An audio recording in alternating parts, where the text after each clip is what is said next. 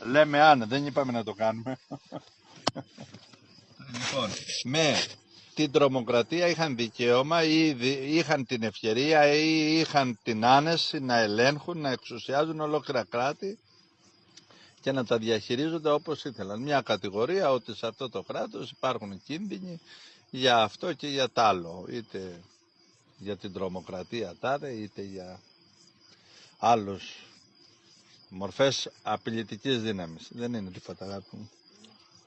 Λοιπόν, το δεύτερο ήταν οι κρίσεις οι οικονομικές, οι κοινωνικές, οι οποίες κρίσεις είναι εργαλείο στα χέρια των μεγάλων συμφερόντων για να θησαυρίζουν, για να ζουν όπως θέλουν.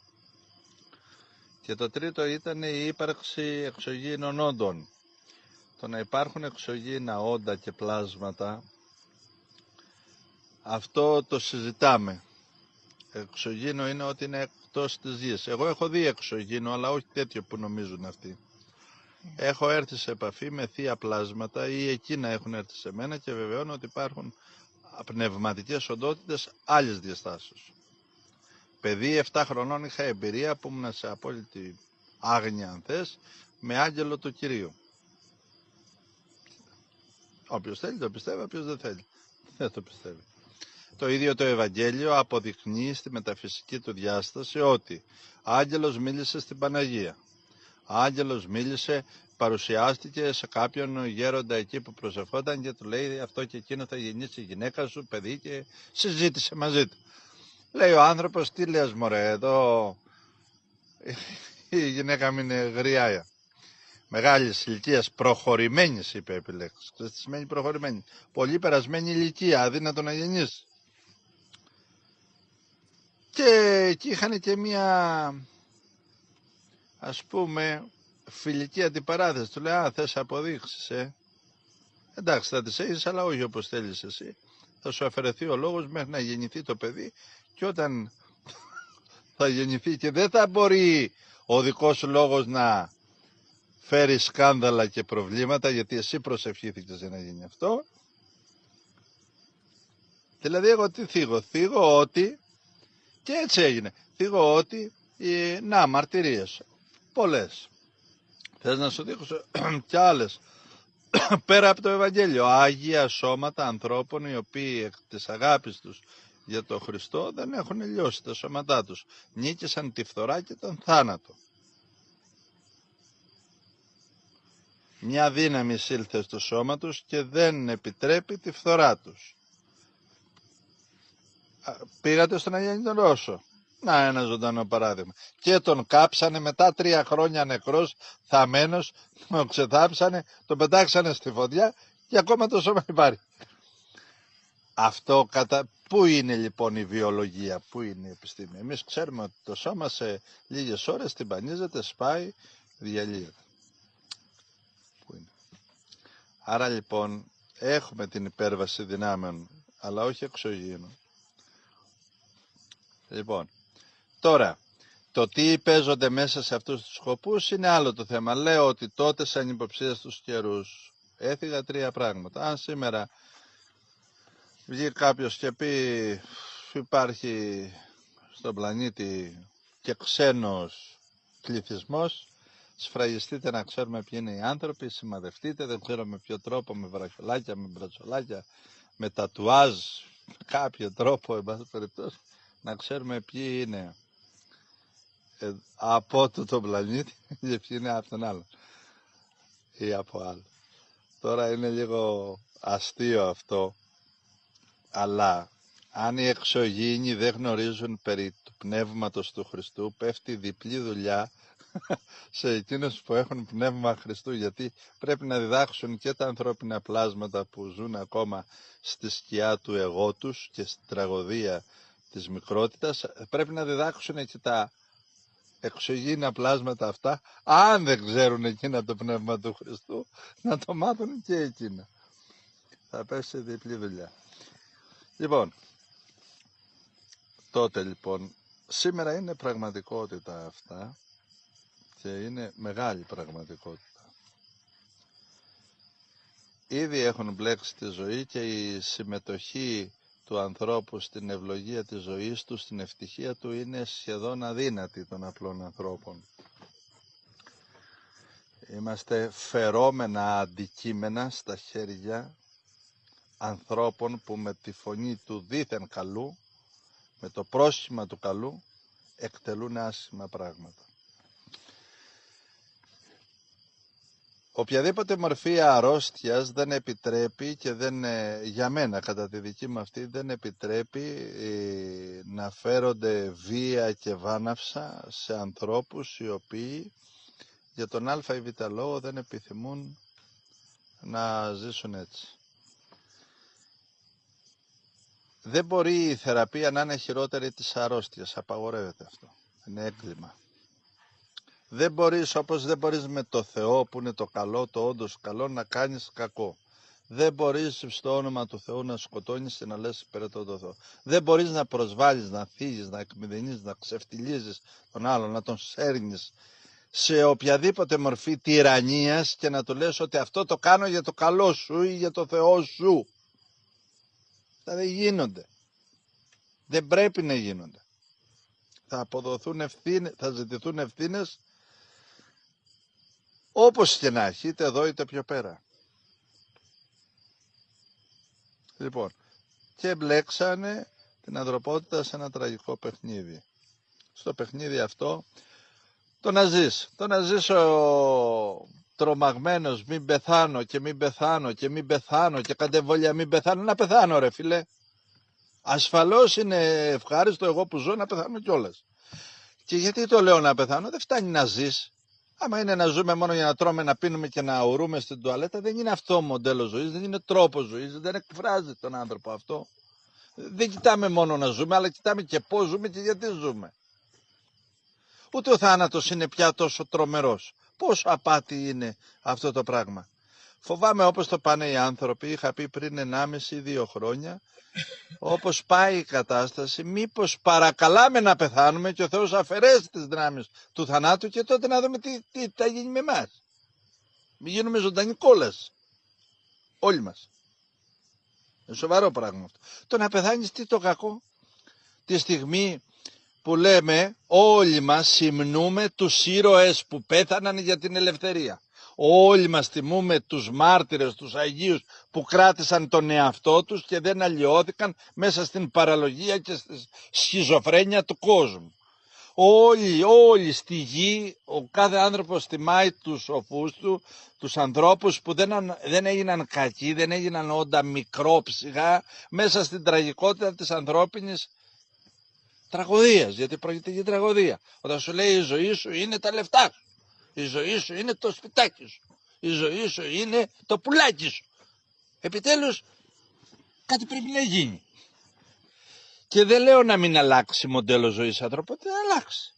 Αλλά να μας πούνε ποιο μοντέλο ζωής θα στήσουν επιτέλους. Γιατί εδώ είναι ολοφάνερο, θέλουν να γκρεμίσουν το μοντέλο της ανθρώπινης ζωής παγκοσμίως και να κάνουν ένα καινούριο. Αλλά δεν μας λένε ποιο είναι αυτό, γάμο τον πελά μου. Ποιο είναι επιτέλους, να ξέρουμε. Έχω ανάγκη να ξέρω που με πας. Δεν θέλω να με πας χωρίς να συμφωνώ. Είμαι οντότητα που δεν σου ανήκω. Είμαι η ύπαρξη που δεν σου ανήκω, άνθρωπέ μου.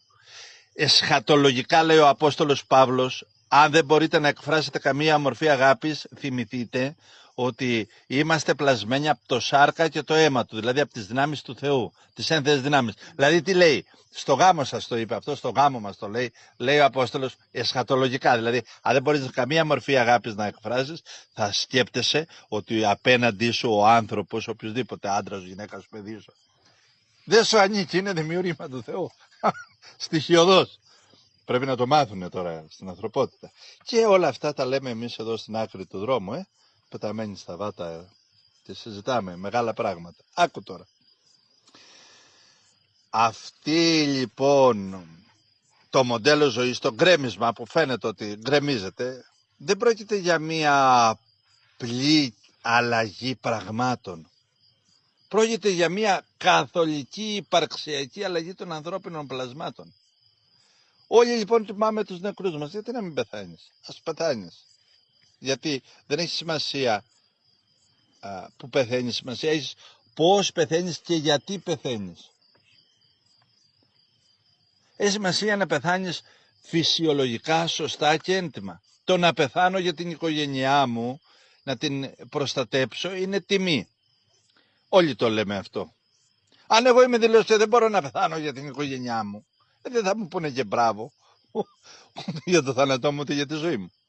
Το να πεθάνω και να μην είμαι ο εαυτός μου, αυτό είναι φρίκι. Το να πεθάνω και να μην μπορώ από φόβο να πλησιάσω αυτό που αγαπάω, μην μολυνθώ, μην πικραθώ, μην κολλήσω να κολλήσω ρε, και να πεθάνω ρε, με το παιδί μου, με το φίλο μου, με εκείνον που έζησα. Και τι έγινε δηλαδή.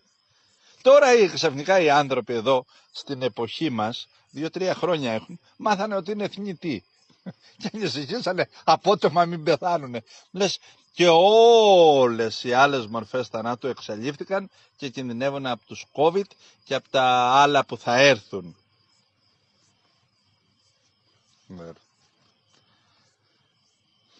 Είναι πολύ μεγάλο το ζήτημα. Εγώ δεν θέλω να ζω με την έννοια μόνο να ζω, να τρώω, να πίνω και να ουρώ. Δεν μου αρκεί αυτό. Δεν μου αρκεί να έχω ένα σπίτι που θα πεθαίνω για να μεγαλώσω το παιδί μου πουλώντας την ψυχή μου. Γιατί αν πουλήσω την ψυχή μου για να μεγαλώσω το παιδί μου, δεν θα με έχει το παιδί μου. Τι να με κάνει, κρέας. Έναν νεκρό άνθρωπο, τι να τον κάνει αυτό το παιδί. Έναν πατέρα αλλοιωμένο, ακατεμένο, μια μάνα καταστρεμμένη, τι να την κάνει. Τι να το οδηγήσει, πού. Σε ποιο Θεό, σε ποιο πνεύμα, σε ποια διάσταση, ποια επικοινωνία, ποια μάθηση, ποια παιδεία. Τίποτα δεν μπορεί να δώσει. Τόσο πολύ φοβήθηκε ο άνθρωπος που πεθάνει. Δεν καταλαβαίνω. Ανακάλυψε απότομα ότι είναι θνητός και λέει θα πεθάνω. Ο εχθρός είναι ο θάνατος. Θα πεθάνω. Και βιώνει ταυτόχρονα μυριάδες θανάτους. Διανοητικούς, συναισθηματικούς, υπαρξιακούς, κοινωνικούς. Και φοβάται μην πεθάνει βιολογικά, που μάλλον ελευθερία του είναι. Μάλλον. Γιατί εδώ που έχουμε φτάσει, μάλλον ελευθερία είναι εκείνο. Μάλλον. Το γιατί πεθαίνεις και το γιατί ζεις έχει πολύ μεγάλη αξία. Πριν 11 χρόνια, 12, πόσο είχαμε πάει στη Χαλκίδα, είχα πει, σας φέρνω καλά νέα, είσαστε ζωντανοί. Αλλά δεν φτάνει να είσαι ζωντανός, λέω. Γελάσανε κάποιοι. Για τους φάει για αστείο. Εξετάζουμε και πώς ζεις και γιατί ζεις. Γιατί ζεις ρε άνθρωπε του Θεού. Γιατί υπάρχεις σε αυτόν τον κόσμο, γιατί πατάς. Είναι σοβαρά πράγματα.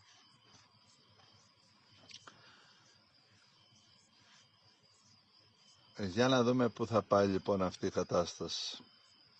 Το μοντέλο της ζωής αν τον γκρεμίσουν, έχω και μία ελπίδα. Εγώ δεν λέω να μην τον γκρεμίσουν, λέω γιατί δεν μου λένε ποιο θα είναι αυτό ή ποιο ονειρεύονται, τι στοχεύουν. Πάνε στην τέταρτη λέει επανάσταση, τη μεγάλη που θα γίνει ο άνθρωπος, θα μπορεί να γίνει κάτι σαν τεχνητή νοημοσύνη και θα το κάνουν, ξέρω εγώ, ας πούμε, είμαι εγώ ηλίθιος, μου κάνουν μια αναβάθμιση σαν κομπιούτερ, απαρχαιωμένο μυαλό, σου λέει ο Παναγόπλος, ας του πατήσουμε μια αναβάθμιση εκεί πέρα. Ναι, και ξαφνικά θα ξελαμπικάρει το μυαλό μου και θα αρχίσω να τα σκέπτομαι ωραία, σύμφωνα με τις εντολές που θα μου δώσουν από την αναβάθμιση.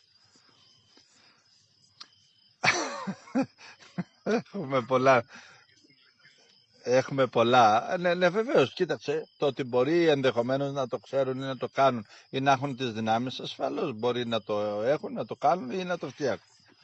Φύγω όμως άλλο πράγμα, πολύ τελείως διαφορετικό. Και μόνο σαν πληροφορία αυτό αλλοιώνει τον άνθρωπο και τον οδηγεί σε άλλες διαστάσεις και σε άλλες δυνάμεις. Φοβάμαι ότι δεν θα μπορούν να ελέγξουν πια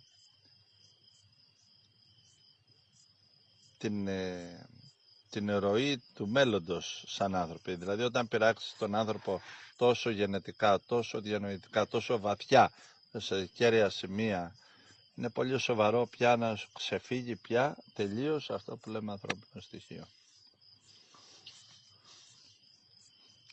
Δροσίτη του σπάζει για ύπνο,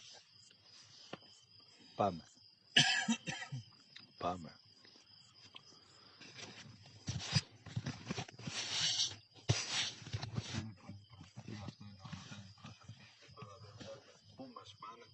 θα μας πάνε. Δεν ξέρουν ούτε εκείνοι που οδηγούν, δεν ξέρουν ούτε εκείνοι που νομοθετούν, δεν ξέρουν ή ξέρουν μέρος πραγμάτων. Δεν ξέρουν. Η τροχιά είναι ζώρικη. Η τροχιά είναι ζώρικη. Η λύση ποια είναι? Έχεις κάμια απάντηση? Πρέπει να ξέρουμε το πρόβλημα για να δώσουμε μία απάντηση. Ο άνθρωπος οντολογικά, ποιοτικά έχει κατέβει πάρα πολύ επίπεδο. Και αυτό σημαίνει ότι τα πράγματα θα είναι δύσκολα. Οποτεδήποτε το ανθρώπινο πνεύμα σαν ποιότητα κατεβαίνει, μειώνεται, υποβαθμίζεται, τότε τι συμβαίνει? Έχουμε πολέμους, έχουμε εξάρτηση, έχουμε φαινόμενα, έχουμε φυσικά φαινόμενα, αντιδρά και η φύση, αντιδράνε και όλα δηλαδή, αντιδρούν.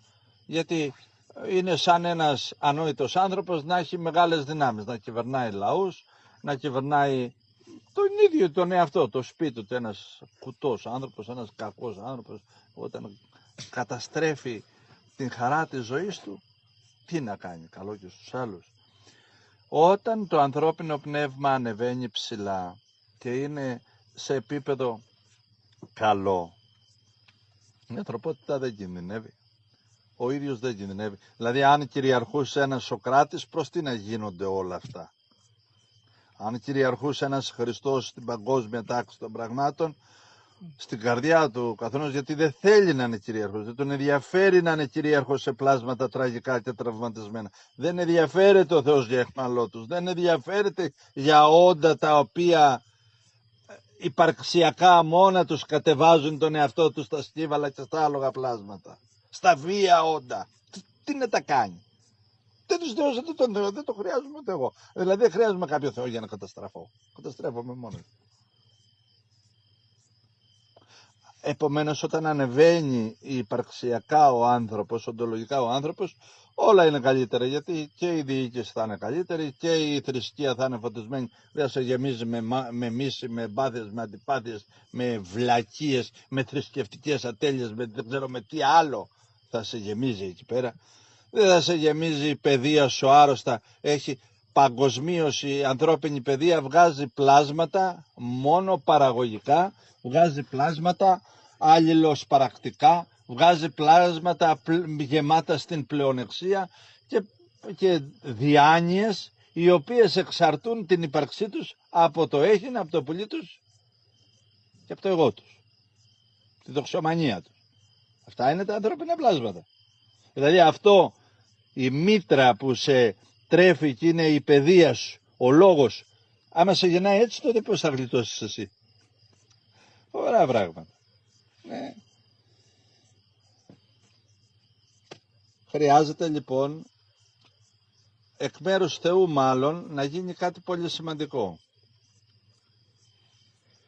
Να αναβαθμιστούμε από το ίδιο το Πνεύμα το Άγιο. Θα πρέπει ανεξάρτητα τι θα κάνουν οι άνθρωποι, γιατί όταν χάνεις το στόχο σου, το δρόμο σου, όταν χάνεις τον εαυτό σου, η ανθρωπότητα παγκοσμίως έχει χάσει τον εαυτό της. Γιατί δεν έχει καλή σχέση με το Θεό. Δεν έχει καλή σχέση με αυτά που αγαπάει. Δεν έχει καλή σχέση με τον εαυτό της. Οι πνευματικές δυνάμεις του ανθρώπου έχουν αλλοιωθεί προς το τραγικό. Εν δυνάμει μέσα του ο άνθρωπος έχει τη θεϊκή ακτινοβολία, αλλά είναι ξεχασμένο.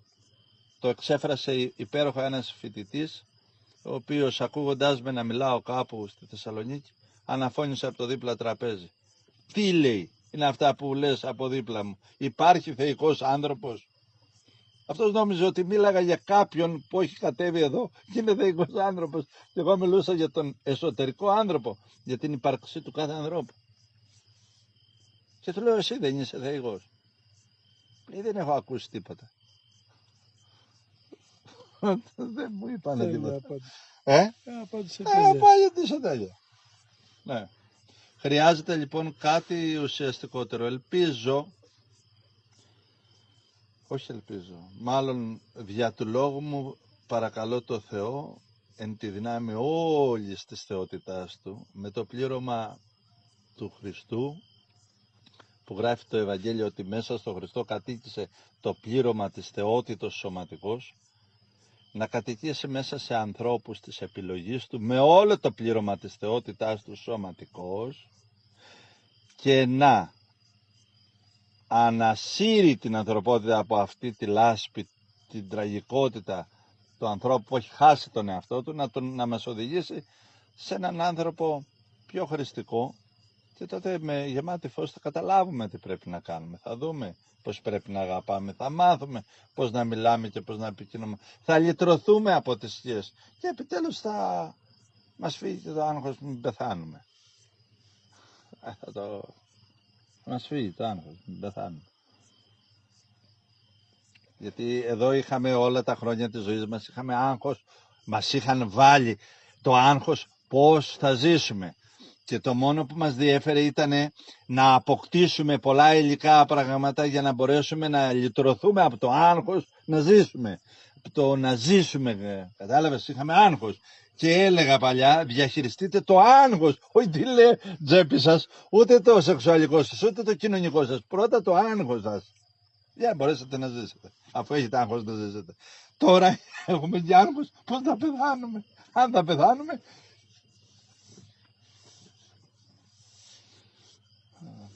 ελπίζω λοιπόν η πληρότητα, η ολότητα του Θεού να κατεβεί σε καρδιές επιλεγμένων όντων ανθρώπων, οι οποίοι όποιο μοντέλο ζωής παγκοσμίως κι αν προάγουν, βάλουν, δεν ξέρω αν λέω και τις σωστές λέξεις, γιατί οδηγήσουν, υποχρεώσουν, νομοθετήσουν, να έρθει η παρουσία του Θεού τόσο πολύ, γιατί όπου παρουσία Θεού το κακό νικέται μόνο με το καλό. Δεν υπάρχει νίκη του κακού δια του κακού,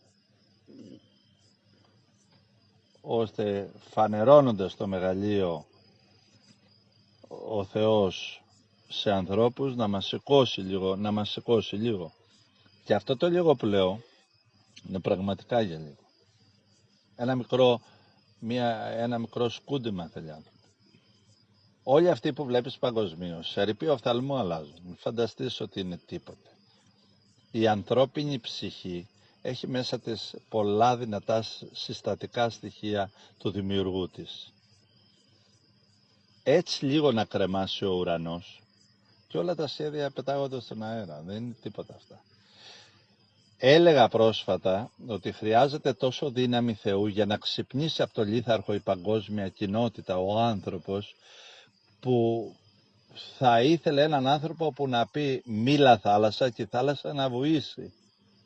Έλα ένα μέτρο μπροστά και να έρθει ένα μέτρο παγκοσμίως μπροστά με όλες τις συνέπειες.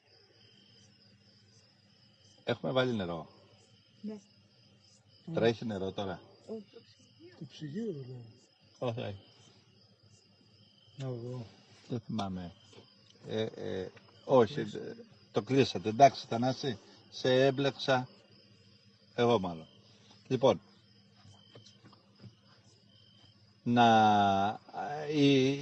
η προσευχή είναι ο Θεός να έλθει εδώ στη γη με όλο το πλήρωμα της θεότητός του εντός της καρδιάς των ανθρώπων, γιατί ο ίδιος δεν θα έρθει ποτέ έτσι όπως ήταν στην επίγεια ζωή του ο Χριστός.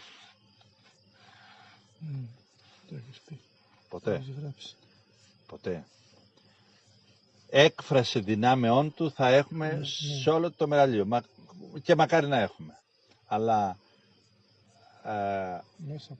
μέσα από ανθρώπους. Αυτό που ζήσανε εκεί έγινε μία εφάπαξη. Η επόμενη θα είναι εν τη δυνάμει του, στην πληρότητά του. Το λέω αυτό για να κόψω το δρόμο κάποιων φαντασμένων, οι οποίοι φαντάζονται ότι έγιναν ο Χριστός ή ότι εκφράζοντας το Χριστό είναι αυτοί.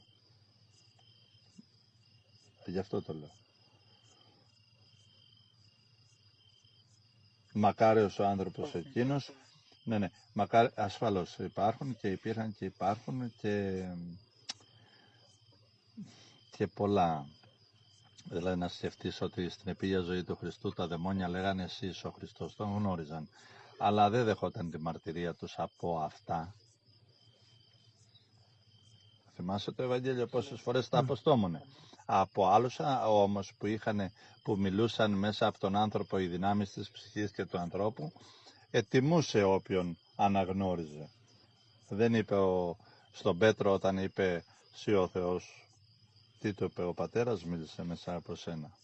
Γιατί δεν είχε μιλήσει ο σατανάς μέσα από εκείνον. Στη μεταφυσική διάσταση του Ευαγγελίου βλέπεις τον παγκόσμιο άνθρωπο και τον εαυτό σου μόνο σαν πνεύμα, σαν δυνάμεις πνευματικές. Έτσι. Και το σώμα ακόμα το ορίζεις στις δυνάμεις του πνεύματος. Δηλαδή ένας με το σώμα του εργάζεται αγαθά και ευλογημένα πράγματα και ένας με το σώμα του εργάζεται άτομα και άστοχα πράγματα. Οι δυνάμεις καταχωρούνται σύμφωνα με αυτά που υπηρετούν και την υπηρετούν. Ένας άνθρωπος που εκφράζει ανθρωπιά, θέλει δεν θέλει, αυτό που εκφράζει είναι του Θεού και ανήκει στο Θεό.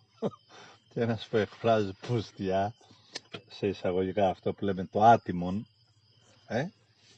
εκφράζει τις παράλογες δυνάμεις, τις στερούμενες, την ευχάρη του φωτισμού, της καλοσύνης. Δεν υπάρχει άγια οντότητα ούτε πνευματική διάβγεια σε μικρόψυχους ανθρώπους.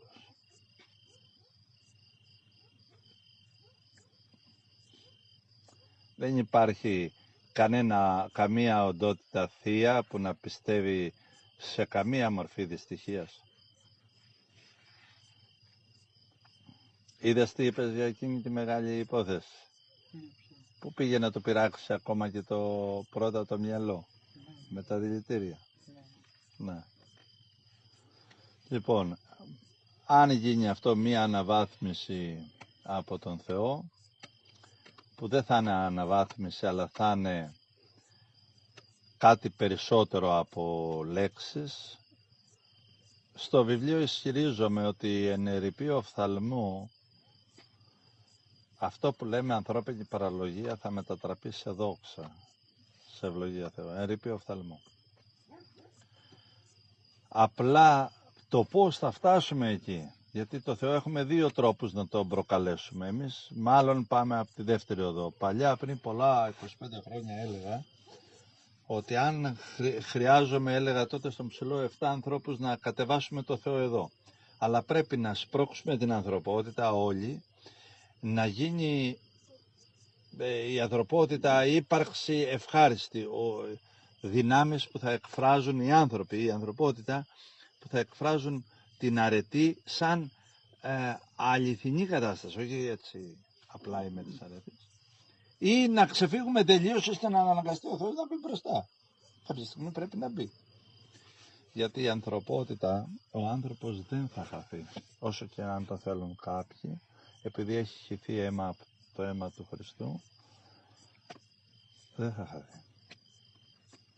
Αν συνομωτήσουμε όλοι οι άνθρωποι παγκοσμίως να καταστραφούμε την τάδε ώρα, την τάδε στιγμή, με τον τάδε τρόπο, δεν θα γίνει.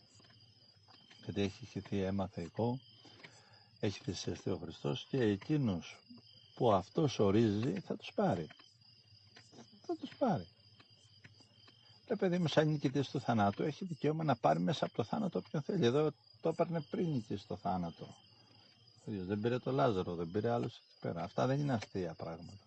Αυτά είναι δυνάμεις οι οποίες μένουν στους αιώνες. Το Χριστός Ανέστη που λες δεν είναι μια φιλοσοφική κατάσταση. Λες Χριστός Ανέστη. Και απαντάει ο άλλος αληθώς ο Κύριος. Δηλαδή αυτά δεν είναι άκουσα μια καλή είδηση, θα μας δώσουν μια επιδότηση. Καταλάβεις. Ή βρέθηκε ένα φαρμακάκι. Θα μιλάμε για άλλες διαστάσεις. Λοιπόν, πάμε τώρα για να φάμε.